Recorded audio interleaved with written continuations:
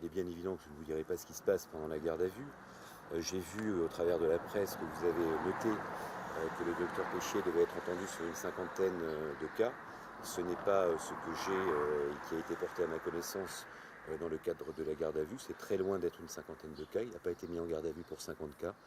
Ce n'est pas une réalité. Il va être entendu. Par contre, je suis extrêmement surpris, voire particulièrement agacé du fait que des fuites existent concernant l'existence de cette garde à vue. J'aurais souhaité qu'on soit beaucoup plus discret, comme on avait été au départ de cette procédure, parce qu'on est sur un dossier extrêmement délicat, les faits sont particulièrement contestés et contestables, et j'ai peur que cette publicité qui a été donnée à cette garde à vue n'a que pour seule finalité, c'est d'essayer de cautionner un dossier qui, je l'ai déjà dit, un dossier d'instruction qui, je l'ai déjà dit, est de plus en plus fragile. Dans quel état d'esprit est votre client? On ne parle en tout cas pas de 50 cas. On est très en dessous de 50 cas. On est sur un nombre de cas important, mais pas sur 50 cas. Ce n'est pas la réalité de son placement en garde à vue. Vous demanderez au procureur de la République combien exactement, ce n'est pas 50. Dans quel état d'esprit est-il, votre client? Une garde à vue, c'est une violence, donc c'est très, très difficile.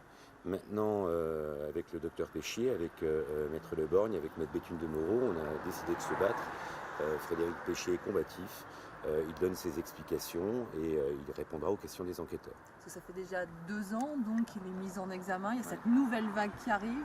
J'imagine que c'est assez difficile. C'est extrêmement difficile. Puis il y a sa famille aussi qui subit toute cette procédure. On aimerait bien que ça s'arrête. On a envie, comme tout le monde, d'arriver à la vérité et que ce dossier se termine enfin.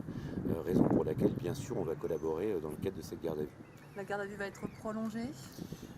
C'est une évidence, mais en dehors de cela, parce que je sais que beaucoup de questions doivent être posées, donc à partir de ce moment-là, on va y répondre. Qu'est-ce qu'il adviendra de la suite de cette procédure de garde à vue?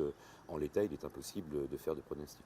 Qu'est-ce qu'il répond aux questions qui lui sont posées? Je ne suis pas en mesure de vous dire quelles sont les réponses que fait le docteur Péchier, ni quelles sont les questions qui lui sont posées. Tout ce que je peux vous dire, c'est que le docteur Péchier a toujours dit la même chose. Il n'a jamais été impliqué de quelque façon que ce soit dans un acte criminel, dans un acte d'empoisonnement. C'est sa position depuis le départ, c'est toujours sa position à l'heure où je vous parle, et je suis profondément persuadé, comme ses avocats, que le docteur Péchier gardera bien évidemment cette même défense. Pour vous, il est victime d'un acharnement? Alors, vous parlez d'acharnement, effectivement, je peux dire que j'ai le sentiment qu'il y a une sorte d'acharnement judiciaire. Le fait d'avoir rendu public cette garde à vue qui aurait dû rester secrète, le fait effectivement d'essayer d'intoxiquer plus ou moins l'opinion publique et de mettre une sorte de pression sur les magistrats qui gèrent ce dossier, pour moi, oui, effectivement, il y a un acharnement.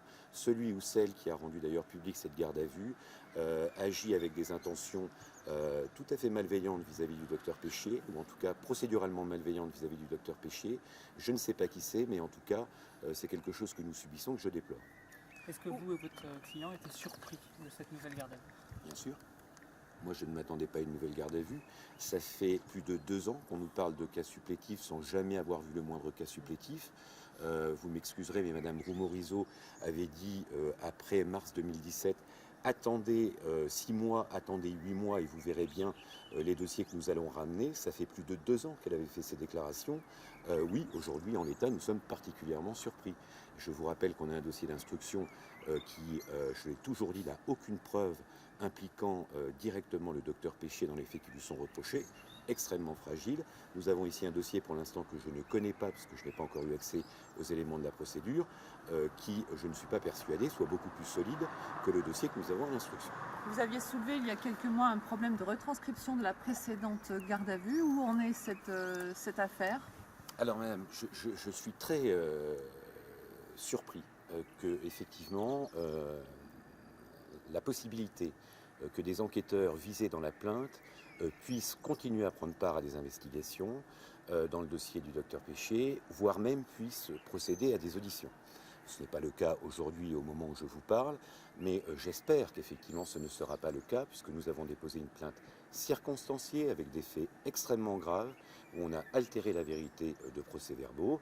Nous avons saisi le doyen des juges d'instruction. Pour l'instant, nous n'avons toujours pas de réponse, mais vous comprenez bien que l'ambiance est particulièrement tendue dans un dossier extrêmement complexe avec des enquêteurs, certains enquêteurs qui ont été mis en cause par les avocats de la défense.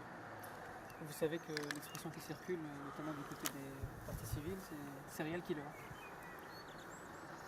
C'est consternant. C'est totalement consternant. Franchement, quand on voit l'absence d'épaisseur, l'absence de preuves qu'il y a dans le dossier d'instruction, oser qualifier le docteur Péchier de serial killer, c'est irresponsable. Totalement irresponsable. Il ne faut pas oublier que cet homme-là,